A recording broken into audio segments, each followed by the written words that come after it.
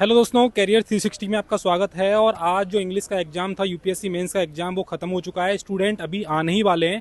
चलिए स्टूडेंट से बातचीत करते हैं और जानते हैं कि उनका आज का एग्जाम कैसे हुआ, कल के ऑप्शनल की तैयारी उनकी कैसी है, कितने मार्क्स की वो उम्मीद कर रहे हैं और ओवरऑल यूपीएससी का उनका एग्जाम कैसा गया। क्या नाम है?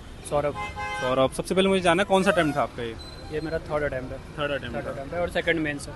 सेकंड मेंस है। मुझे ये जानना है कि आज का जो एग्जाम था क्वालिफाइंग मार्क्स का था, कितने मार्क्स आप दे के आए, मतलब करके आए हो? मैंने तो पूरा अटैम्प्ट किया है। पूरा? तो ऐसा तो नहीं था 75 मार्क्स ही लाने, उस हिसाब से अटेम्प्ट नहीं किया? नहीं, वो तो बहुत फ्लॉट स्ट्रेटजी हो जाएगी ना उसमें। हाँ। क्या पता आपको कब नंबर मिले, तो हाँ आप थोड़ा थोड़ा सब कर लीजिए और हाँ। सब में थोड़ा थोड़ा नंबर आपको मिल जाएगा। ओके, तो ऐसे वाला पार्ट स्ट्रॉन्ग, मतलब आपको टफ लगा या फिर जो ग्रामर वाला पार्ट था वो टफ लगा?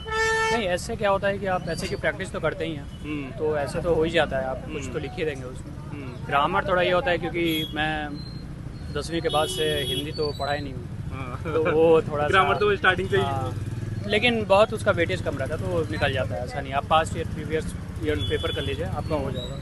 अच्छा, कहीं तैयारी वगैरह की थी? कहीं से खुद नहीं? से ही क्या? इस एग्जाम की मैं मेंस वर्किंग प्रोफेशनल हूँ, मैं अभी लीव पे हूँ।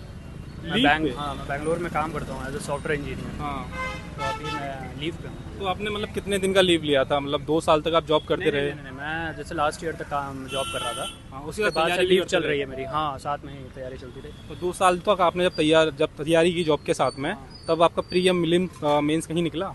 नहीं, उस समय मैं दिया नहीं था। जो लास्ट ईयर क्या हुआ, जो लास्ट ईयर वाला प्रीलिम्स था उस समय तक मैं जॉब में ही था। उसके बाद मैंने सबैटिकल लिया, मतलब ऑफ लिया अच्छा, प्रीलिम्स के बाद। अच्छा, जो बच्चे जॉब्स कर रहे हैं उन्हें कितने घंटे पढ़ना चाहिए अगर आपके अकॉर्डिंग, अगर मेंस तक पहुंचना है? देखो, मैं तो 4 से 5 ही घंटे दे पाता था क्योंकि आप 10 घंटे तो आपको जॉब में देने ही पड़ेंगे। तो 4-5 घंटे काफ़ी हैं। ओके। और फिर सैटरडे संडे आपको सैटरडे संडे कितने घंटे पढ़ते थे? फिर 10-11 घंटे देना पड़ेगा। 10-11 घंटे हाँ, निकल लेते क्योंकि- थे? हाँ, फिर निकालना पड़ता है। फिर पर्सनल लाइफ को कैसे, मतलब नहीं हो पाता था सब छोड़ क्योंकि रहे क्योंकि आप कैसे बैलेंस करेंगे? आपको जॉब भी बैलेंस करना है, फिर आपको पर्सनल लाइफ भी बैलेंस करना है, फिर ये भी बैलेंस करना नहीं हो पाएगा। तो आपने ये कब सोच लिया कि अब मुझे यूपीएससी का एग्जाम के लिए जॉब छोड़ देनी चाहिए? आपको पूरा फुल कॉन्फिडेंट कब आ गया था? जब मेरे को लगा कि अब सिलेबस के हिसाब से सारे नोट्स बन गए हैं और 1-2 रीडिंग हो गई है, तो मेरे को लगा कि सही समय है। और फिल्म्स भी पास ही आ रहा था, तो मेरे को लगा कि एक रिस्क ले लेते हैं। ऑप्शनल क्या चीज़? और फिल्म्स निकल भी गया उस साल, लाइक लास्ट ईयर। अरे बहुत बढ़िया। और ऑप्शन मेरा एंथ्रोपोलॉजी है। एंथ्रोपोलॉजी लेने का क्या था कि आप टेक बैकग्राउंड से हैं? तो एंथ्रोपोलॉजी लेने का एक ही कारण था कि लोग कहते थे कि उसमें नंबर आ जाता है, तो ले लो। और उसका सिलेबस भी काफ़ी क्रिस्प है, लाइक जेनेटिक्स है, फिर सोशियो कल्चरल है। तो वो मुझे ऐसा लगता है कि एक इंजीनियर को काफ़ी फ़ायदा करता है। तो मेरे हिसाब से एंथ्रोपोलॉजी सही है। अच्छा, तो बहुत सारे लोगों के दिमाग में ये होता है कि जॉब के साथ उनका मेंस या प्रीलिम्स नहीं निकलेगा। उन्हें आप कोई टिप्स देना चाहते हैं या बता सकते हैं कि भैया? ये देखिए, क्या है कि प्रीलिम्स निकालने का तो एक सिंपल साधारण तकनीक यही है कि आप पिछले 30 साल की पीवाईक्यू को रट लीजिए ऑप्शंस के साथ, आपको प्रीलिम्स निकल जाएगा। मैंने यही किया है। मैं कोई टेस्ट सीरीज ज्वाइन नहीं किया हूँ, प्रीलिम्स के लिए कुछ नहीं किया हूँ।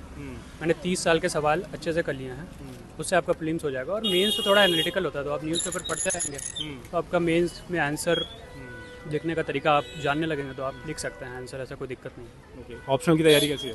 इस बार तो अच्छी है। लास्ट ईयर 243 थे, इस बार थोड़ा और डेप्थ में पढ़ा है, तो इस बार आई एम होपफुल। तो कल मतलब ही पता चलेगा। यूपीएससी तैयारी के लिए कोई गोल था, कोई आपका मोटिवेशन रहा? नहीं, ये तो नहीं था, बट ये था कि आप अगर हिंदी बेल्ट से आते हो तो एक बैक ऑफ द माइंड रहता है आपको कि ये दे देते हैं ये वाला एग्ज़ाम। और करियर भी अच्छा है, इसमें डाइवर्सिटी है, तो बोला कि दे देते हैं, लाइफ है। कुछ नहीं है तो कोडिंग कर ही रहे हैं, वही करते रहेंगे। वो तो सही है। चलो ठीक है, ऑल द बेस्ट। थैंक्स। क्या नाम है? उत्कर्ष। मतलब आपका ऐसे वाला पार्ट सबसे स्ट्रांग था या फिर आप लोग ग्रामर वाला पार्ट अच्छा लगा आपको? मेरा ये अप्रोच था कि मैं पूरा अटेम्प्ट कर दूं। तो पूरा करके आए आप 300 नंबर का? पूरा अटेम्प्ट करना चाहिए ताकि 75 तो आ ही जाए। 75 तो आ ही जाए। तो कल के ऑप्शनल की तैयारी कैसी है? ठीक ही है, बहुत अच्छी तो नहीं है बट ठीक ही है। क्या है ऑप्शनल आपका? PSIR। PSIR है। तो तैयारी कहाँ से, कोचिंग कहीं से ली है? नहीं, अपने से ही कर रहा हूँ। उससे ही सारी स्टडी? हाँ, चलो ठीक है, all the best. Thank you. क्या नाम है? नवीन कुमार। कहाँ से आए हो? मैं हूँ राजौरी गार्डन। तो एग्जाम कैसा था? ग्रामर ज़्यादा आई थी ऐसे वैसे, कौन सा आपने पोर्शन सबसे ज़्यादा किया था?